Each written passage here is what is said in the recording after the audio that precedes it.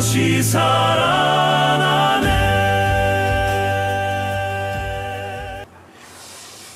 하나님 말씀 마태복음 15장 21절로 28절 말씀입니다. 한 절씩 교독합니다. 마태복음 15장 21절로 28절.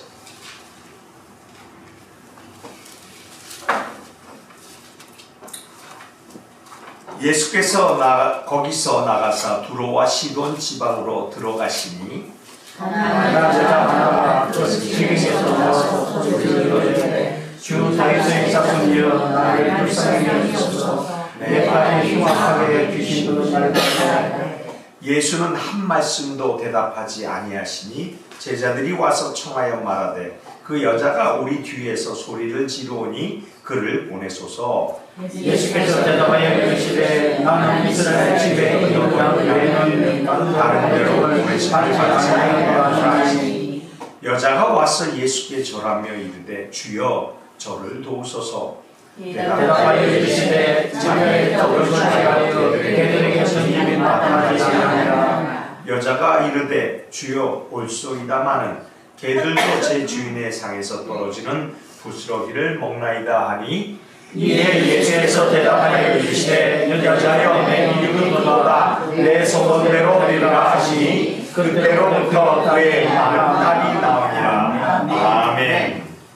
그때로부터 그의 딸이 나옵니다.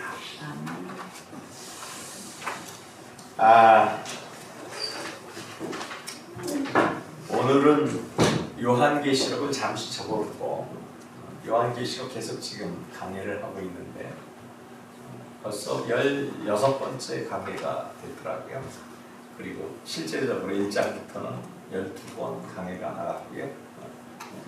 근데 녹음한 거를 점검해 보니까 녹음이 됐다 안 됐다 했더라고요. 그래서 이거 강의를 다시 해야 되나 처음부터. 어떻게 해요? 아멘 안 하시네. 아멘. 이제 얼마 안 남았습니다. 그리고 웨스트민스터 소유문답 강의도 52번인데 지금 41번째니까 11번 남았습니다. 그러니까 예배 시간이 좀 길지만 우리가 하나님께 또 기도하고 받은 거니까 그대로 계속 이어가겠습니다. 예배 시간은 보통 한 교회가 가만히 보면은 1시간 내외를 이렇게 왔다 갔다 하더라고요. 저희 교회는 1시간 40분 정도. 예배가 조금 어떤 분들은 길다고 그랬는데 오전에 시작하기 전에 예배 시작하기 전에 웨스트민스터 소유문답 강해 공부를 하고 그리고 예배를 시작하기 때문에 조금 길어집니다. 양해하시고요. 이제 11주 남았습니다. 11주가 끝나면 다시 10시 20분에 시작해서 11시 반 이전에 끝날 것 같습니다. 어쨌든 웨스트민스터 소유문답에서도 내 부모를 공경하라라는 계명이 있듯이 오늘 본문 말씀은 이방인의 한 여인을 등장시키는 말씀부터 시작해 보려고 합니다. 말씀을 묵상하는데 이 말씀이 확 마음에 닿더라고요. 그래서 몇 주 전부터 이 말씀을 묵상하면서 어버이 주일날 이 말씀 나누면 참 좋겠다. 자, 이 마태복음 15장의 그 모습은 그렇습니다. 예수님께서 두로와 시돈 지방으로 가십니다. 왜 갈릴리 근교에 계셨던 게네사렛 그곳에 계셨던 예수님께서 왜 그곳까지 가시나 이해가 안 됩니다.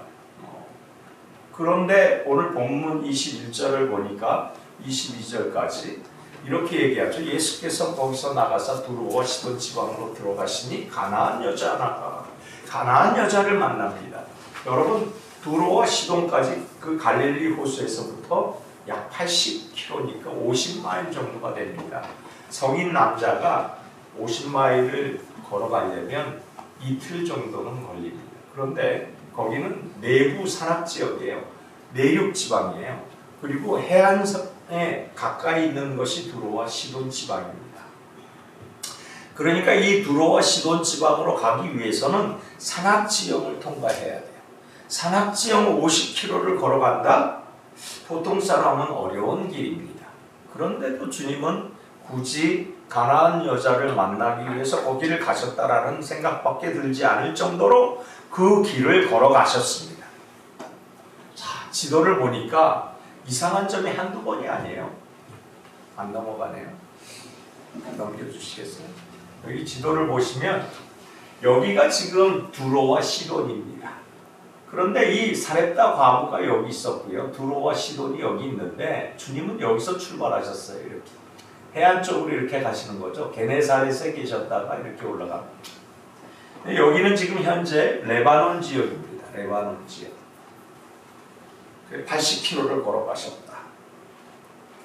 그리고 이 가나안 여인은 이방 여인입니다. 두로와 시돈은 우리가 알다시피 이방인의 법에 따라서 이방인들을 대하지 못하도록 유대인들은 자기네 자치령으로 제정하고 있습니다. 그래서 만나지 못합니다. 만날 수가 없습니다. 만나도 서로가 적대시합니다. 물론 유대인들은 그들을 오늘 본문에서와 같이 개 취급을 합니다. 이 개는 그냥 들개가 아니고 집에서 기르는 개입니다. 그런 개처럼 이렇게 취급을 하는, 그러니까 집에서도 가장 종보다도 못하는 동물 짐승 취급을 하는 그런 민족이 이방 민족입니다. 우상 숭배 지역이지요. 그 상징이었던 가나안 족속 아니겠습니까? 그러니까 얼마나 예수님께서 거기를 그 종족을 달리해서 국경을 통과해서 가셔야 하는 그 지역을 마다 않고 걸어가셨습니다. 그런데 이 유대인이 걸어가고 있는데 사람들이 나옵니다. 가나안 사람들이 막 나와서 막 예수님을 환영합니다. 그런데 그 속에서도 이 가나안 여인이 큰 소리로 다윗의 자손이여 하면서 얘기를 하면서 예수님을 부르짖습니다. 가만히 생각해 보니까 이 여인이 만날 수 있는 분이 아니에요. 가나안 사람들이 예수님을 만날 수 있는 사람들이 아니에요. 예수님은 율법의 랍비라고 할 정도로 사람들의 존경을 그 당시 많이 받고 있었어요. 이때쯤에. 그러니까 가나안 여인이 쉽게 접근할 수 있는 분이 아닌데 자기네 동네로 오셨다. 그러니까 최선을 다해서 그냥 부르짖는 거예요. 왜요? 최선을 다해서 부르는 이유가 있죠. 지금 자기 딸이 죽게 생겼거든요. 자기 딸이 지금 정신질환이고 뭐 하여튼 엄청난 고통 속에 있거든요. 두고 볼 수가 없는 거예요. 마음이 너무 아파요. 딸만 생각하면 죽어버리고 싶어요. 딸만 생각하면 어떻게 할 수가 없는 그런 아픔이 있어요. 그래서 유대인들과 이방인의 접촉은 부정함의 대명사인데도 불구하고 그 유대인의 랍비 최고의 위치에 있는 예수님한테 가기 위해서 몸부림치는 거예요. 목숨을 건 도전을 하는 거지요. 격리하고 비난받고 그런 것 따위는 무섭지가 않아요. 그냥 무조건 주님 앞에 나가기를 원합니다. 왜 이렇게까지 하는 걸까요? 오늘 본문에 보면 지금 얘기했잖아요. 산악지역을 가는데 주님께서 뭐라고 합니까? 예수께서 거기서 나가서 두로와 시돈 지방으로 들어갔다. 그러니까 두로와 시돈 지방까지 갔다. 80km를 걸어서 50마일을 걸어서 그렇게 2박 3일이나 3박 4일 걸려서 거기 가나안 여인을 만나러 갔다. 다른 성경에는 다른 어떤 표적도 흔적도 없으므로 예수님이 이 여인을 만나는 것은 분명하다. 그러니 80km를 간 이유는 이 여인을 만나기 위해서 갔다. 이해가 되십니까? 예수님은 이미 이 여인의 문제를 알고 계셔서 이 여인의 믿음을 알고 계셔서 이미 거기로 가시고 계셨다 이 말입니다. 이게 하나님의 은혜입니다. 어머니는 단지 부르고 있을 뿐이지만 예수님을 부르고 있을 뿐이지만 자기의 격리되는 거 뭐 걱정 안 하고 그 사람들 가운데서 모욕당하는 거 걱정 안 하고 그리고 무조건 주님을 만나야 돼라는 일념으로 달려나갔고 그 현장에서 달려나간 것 뿐이지만 이미 주님은 며칠 전부터 이 산악지역을 통과해서 그 여인의 믿음을 보기 위해서 걸어가셨다 이 말입니다. 사람들이 그래요. 가나안 여인의 믿음이 크다고. 아니요, 크지 않아요. 왜냐하면 자기 딸이 죽게 생겼거든요. 이게 어머니 마음이에요.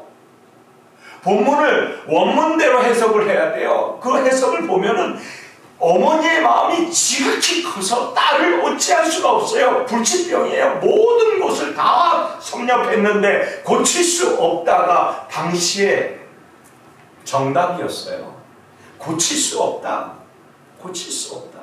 그런데 소문 들어보니까 예수께 나가면 고칠 수 있다. 고칠 수 없다가 고칠 수 있다. 할렐루야. 그러니 이 여인에게 배이는 게 있습니까?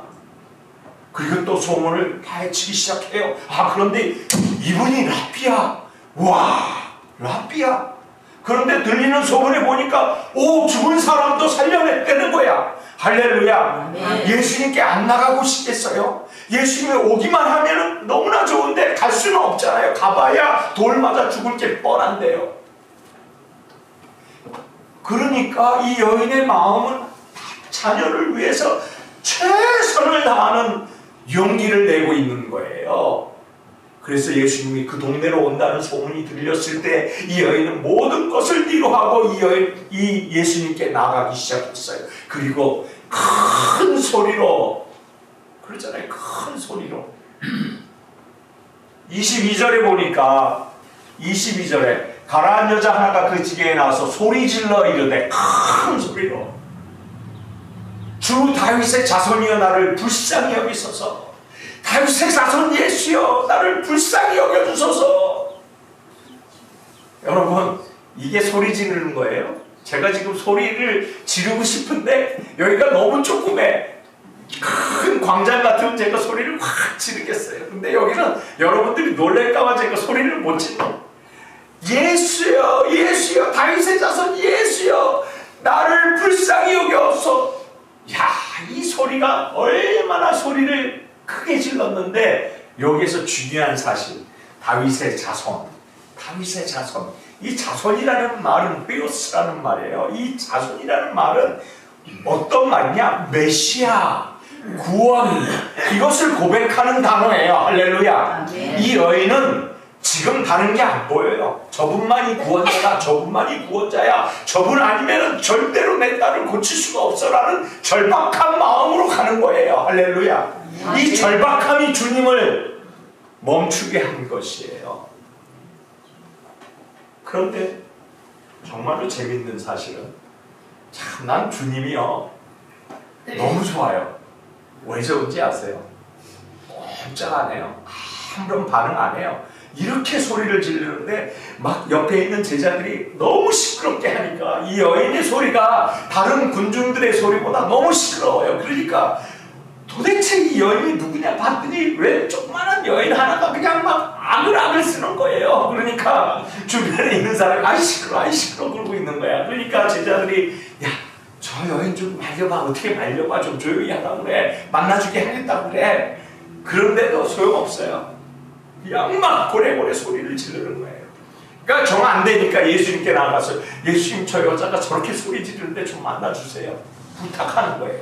그런데 여자는 이방인에게 나는 보냄을 받지 않았다. 냉정하십니다.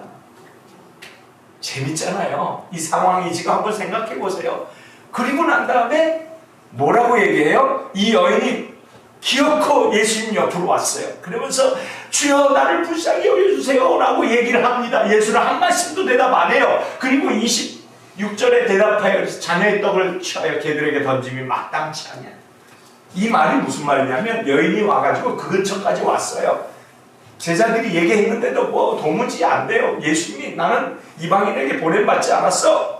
예수님이 냉정합니다. 그런데도 불구하고 여인은 끝까지 찾아와요. 그리고 나를 불쌍히 여겨주세요 라고 얘기합니다. 그러자 예수님께서 뭐라고 대답하냐? 이렇게 얘기하는 거예요. 자녀의 떡을 취하여 개들에게 던져주는 것이 마땅치 않다. 여러분, 이런 모욕을 공개적인 모욕 아니겠습니까? 사람들이 다 있고 다 쳐다보고 있잖아요. 지금 예수님이 뭐라고 얘기하실까 궁금하잖아요. 그런데 그때 예수님이 뭐라고 얘기해요? 야, 내가 차라리 걔한테 던져주는 게 낫지 너한테는 안 던져줘. 이런 뉘앙스예요 지금. 네? 짐승을 내가 차라리 먹이는 게 낫지 너한테는 안 먹여. 이 소리나 마찬가지예요. 얼마나 모욕적인 얘기입니까? 이 개라는 말은요, 완전히 차가운이에요. 냉정한. 당시 유대인들이 얘기하는 이방인들을 지칭할 때 쓰는 말이에요. 그러니까 당시 주님이 욕한 게 아니고 당시 유대인이라면 이방인을 흔히 이런 말을 썼어요. 그러니까 그 당시에 욕이 아니고 우리의 그 합성어나 외래어 정도로 취급이 되는 단어예요. 그러니까 그냥 아주 냉정한, 최악의 냉정한 말을 하신 거예요. 자, 여기서 우리가 한 가지 더 생각해 볼 게 있어요. 들은 척도 안 하시는 주님. 그리고 너무나 냉정하신 주님. 아니, 그렇게 80km, 50마일이나 가가지고 그렇게 어려운 시간을 들여서 여인을 만났는데 주님은 왜 그러셨습니까?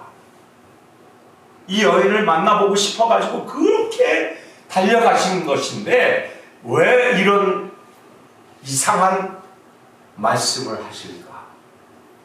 여러분 여기에 궁금하지 않았어요? 저는 너무 궁금했어요. 도대체 왜 이러셨을까? 해답이 있어요. 이 여인의 행동이에요. 여자가 이르되 주여 올소이다나 걔들도 제 주인의 상에서 떨어지는 부수기를 먹나이다. 이 말을 딱 들었을 때 주여 당시 다윗의 자손이 맞습니까? 이 얘기는 뭐야? 메시아가 맞습니까? 우리의 구세주가 맞습니까? 우리의 구세주가 맞다면 그 구세주가 떨어뜨리는 그 부스러기라도 나는 받고 싶습니다. 이 말이에요. 주님이 떨어뜨리는 부스러기도 나를 살릴 수 있습니다. 그 흔적만 내게도 와도 내가 그 흔적으로 살아날 수 있습니다. 이 고백이에요. 이 여인의 이 고백을 주님은 기다렸던 거예요. 사람들에게 보여주고 드러내고 나타나고 증거되기 위해서 이 고백을 유도하시는 것이 바로 주님이세요. 주님은 여전히 일하고 계셨고 주님은 여전히 지연시키고 계셨고 지연의 이유는 이 여인의 믿음의 고백, 신앙의 고백을 유도해내신 거예요. 오고 가는 모든 세대에게 이 여인을 드러내기 위해서라는 사실이에요. 그래서 그 50마일이나 되는 곳을 걸어가셔서 여인에게 냉정하고 더 냉정하도록 그 연단의 시간을 거쳐서 연단의 시간을 훌륭하게 이겨낸 올소이다 라고 고백하는 이 여인의 믿음을 됐다, 이제는 내가 됐다 라고 주님은 받아들이신 거예요. 그래서 28절에 이렇게 말합니다. 주님의 이야기예요. 여자여 내 믿음이 크도다. 내 믿음대로 되리라. 할렐루야. 네. 주님이 이 놀라운 고백을 과연 몇 명이나 들을 수 있다는 말입니까? 이 여인은 이방인이면서도 주님을 믿지 않았던 여인이에요. 그런데도 주님을 발견하자 자기 온몸을 던졌습니다. 그리고 주님의 부스라기 신앙이라도 나는 받기를 원합니다. 그 부스라기만 있어도 나는 살아납니다. 그 부스라기만 있어도 나는 다시 일어설 수 있습니다 라는 확신을 가지고 주님 앞에 올소이다 라고 얘기했더니 그 말에 내 믿음이 크도다. 아멘. 내 믿음이 크도다. 여러분 믿음의 경중이나 깊고 낮음이 어디에 있습니까? 오늘 믿어도 어제 믿어도 아니 10년 전에 믿어도 그 경중이 어디에 있습니까? 우리 믿음의 표현에 있지 않겠습니까? 우리 주님은 우리에게 믿음의 표현을 하라고 요구하시는 거예요. 너희가 믿음이 있느냐? 그런데 이 어머니의 믿음 보세요. 모든 것을 포기한 믿음이 아니겠습니까?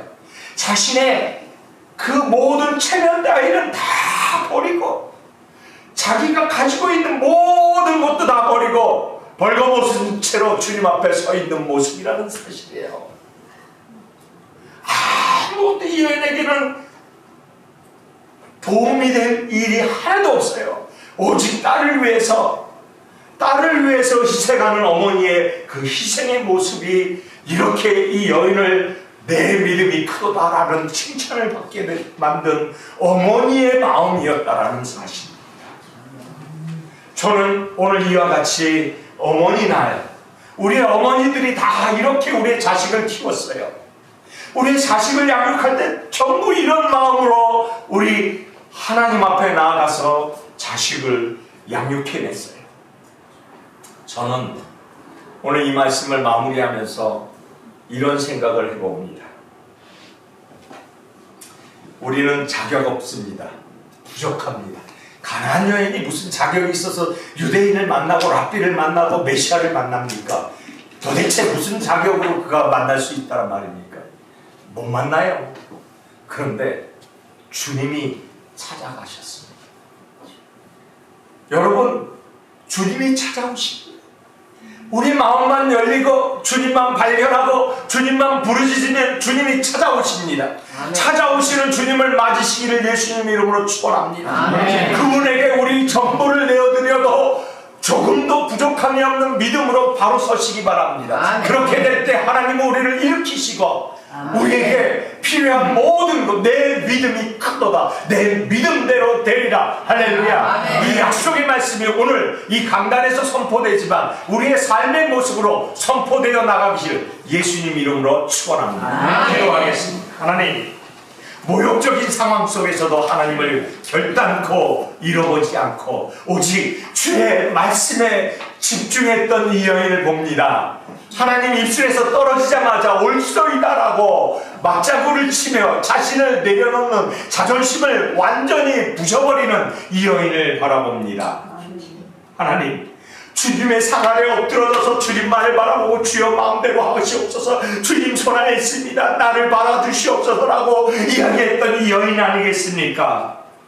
주님의 주권적인 사랑 앞에 겸손히 무릎 꿇게 하시옵소서. 주님의 주권적인 능력 앞에 우리가 다시 무릎 꿇어서 하나님의 기사와 이적의 현장에 당당하게 존재하는 하나님의 사람 되게 하여 주시옵소서.